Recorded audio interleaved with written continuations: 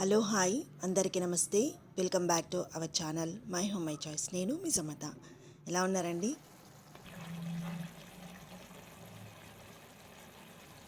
So ఈరోజైతే మీ ముందుకి మంచి ప్రోటీన్ అండ్ ఫైబర్తో ఉన్న రెసిపీతో అయితే వచ్చేసాను. సో అది మిల్ మేకర్ కర్రీ అండి. సో డైలీ రొటీన్ చేసుకునే రెసిపీస్తో పాటు ఇది కూడా మీరు యాడ్ చేసుకోవాల్సిన రెసిపీ అనమాట. సో చాలా సింపుల్ అండ్ టేస్టీ అండి. సో ఈ రెసిపీస్ కోసం నేను ఇక్కడ మిల్ మేకర్స్ తీసుకుంటున్నానండి. కొంచెం పెద్ద సైజులో ఉన్న మిల్ మేకర్ని తీసుకొని ఒక బౌల్లో వేసుకొని హాట్ వాటర్ వేసుకొని ఒక 2 నిమిషాలు వీటిని నానబెట్టుకుందాం. సో దానివల్ల ఇది కాస్త మెత్తబడతాయి.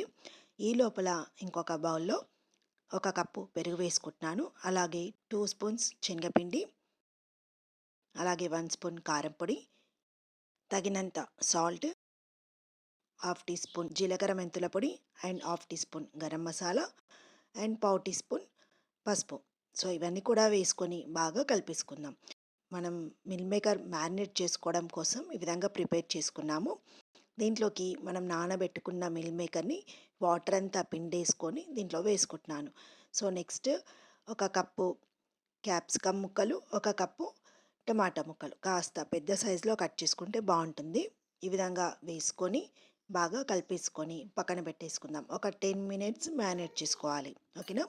నెక్స్ట్ దీంట్లోకి ఒక హాఫ్ లెమన్ పిండేసుకోండి, బాగుంటుంది టేస్ట్ కోసం. సో ఒక హాఫ్ లెమన్ పిండేసుకొని మరి ఒక్కసారి కలిపేసుకొని ఒక 10 మినిట్స్ అలా ఉంచేసేయండి. ఓకేనా. నెక్స్ట్ స్టవ్ పైన ప్యాన్ పెట్టుకొని ఆయిల్ వేసుకొని ఆయిల్ వేడైన తర్వాత దీంట్లోకి మనం మ్యారినేట్ చేసుకున్న మిల్ మేకర్ని దీంట్లోకి వేసుకొని ఫ్రై చేసుకుంటున్నాం. సో ఇలా చిన్న మంట పైన మెల్లిగా కలుపుకుంటూ ఈ కర్రీ మొత్తం కూడా మనం కలిపేసుకోవాలండి. సో ఈ ప్లేస్లో మీరు మిల్ మేకర్కి బదులుగా పన్నీర్ వేసుకుంటే కడాయి పన్నీర్ అయిపోతుంది. ఇక్కడ నేను మిల్ మేకర్ వేసుకున్నాను, అంతేనండి. సో ఇలా చిన్న మిల్ మేకర్ బదులుగా పెద్ద సైజులో ఉన్న మిల్ మేకర్ వేసుకుంటే తినేటప్పుడు పీసెస్గా బాగుంటుంది. సో విరిగిపోకుండా చక్కగా ఉంటాయి. చూసారు కదా, ఈ విధంగా అనమాట. ఇలా ఆయిల్లో కాస్త ఫ్రై చేసుకోవాలన్నమాట. తర్వాత దీన్ని ఒక బౌల్లోకి తీసి పెట్టుకుందాం. నెక్స్ట్ మరొక ప్యాన్లో ఆయిల్ వేసుకుంటున్నాను. ఇక్కడ నేను ఒక హాఫ్ టీ స్పూన్ జాజీర వేసుకుంటున్నానండి. తర్వాత ఒక హాఫ్ కప్పు ఆనియన్స్ కూడా వేసుకుంటున్నాను. సో ఆనియన్స్ చిన్న మంట పైన అలా వేయిస్తుంటే మంచి చక్కటి వాసన వస్తుంది. సో ఆనియన్స్ అన్నీ బాగా వేగిపోయిన తర్వాత దీంట్లోకి జింజర్ గార్లిక్ పేస్ట్ అండ్ తగినంత పసుపు వేసుకొని మెల్లగా కలుపుతూ ఉండాలి.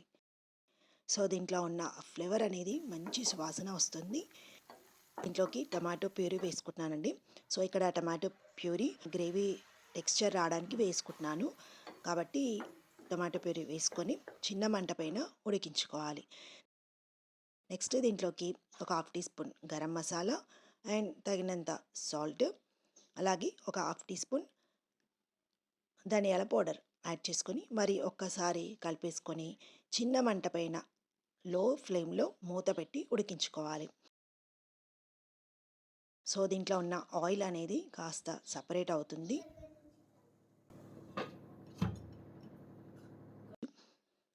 చూస్తున్నారు కదండి, ఇలా అన్నమాట.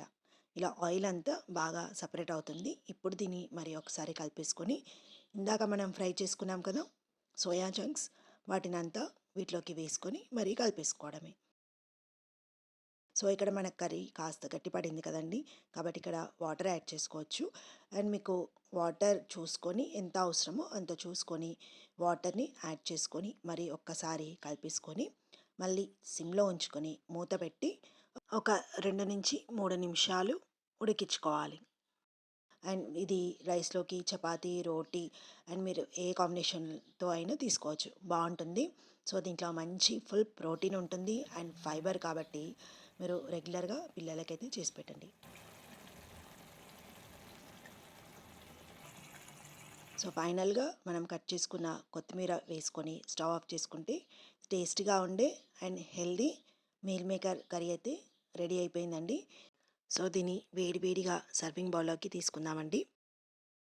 సో చూసారు కదా, మీకు ఈ వీడియో నచ్చింది అనుకుంటున్నాను. సో తప్పకుండా లైక్ చేయండి, అందరికీ షేర్ చేయండి. సబ్స్క్రైబ్ చేసుకొని వాళ్ళు ఉంటే తప్పకుండా సబ్స్క్రైబ్ చేసుకోండి. సో మరి నెక్స్ట్ టైం మరొక మంచి వీడియోతో మళ్ళీ కలుద్దాం. అప్పటి వరకు నమస్తే. Thank you so much. నేను మీ సమత. బాయ్.